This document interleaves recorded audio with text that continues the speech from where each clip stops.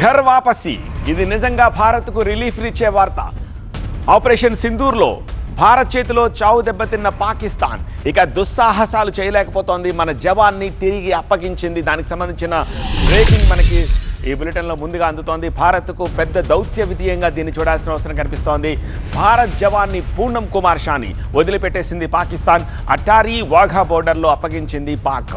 అనుకోకుండా పాక్ భూభాగంలోకి ప్రవేశించాడు పూర్ణం కుమార్ షా. 20 రోజుల పాటు పాక్లో బందీగా ఉన్నాడు. అతన్ని పాకిస్తాన్ ఇవాళ బేషరతుగా అప్పగించింది.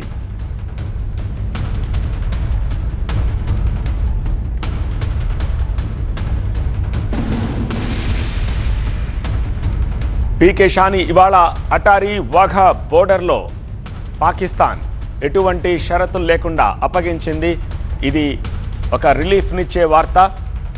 ఆపరేషన్ సింధూర్లో భాగంగా భారత్ చేతిలో చావు దెబ్బతిన్న పాకిస్తాన్ ఎటువంటి దుస్సాహసాలు చేయలేకపోతోంది. మన జవాన్ని తిరిగి అప్పగించింది. దానికి సంబంధించిన బ్రేకింగ్ న్యూస్ ఇది దౌత్య విజయంగా చూడాలి. భారత్ జవాన్ పూర్ణం కుమార్ షాని వదిలిపెట్టేసింది పాకిస్తాన్. అటారీ వాఘా బోర్డర్లో అతన్ని అప్పగించింది, సేఫ్గా అప్పగించింది.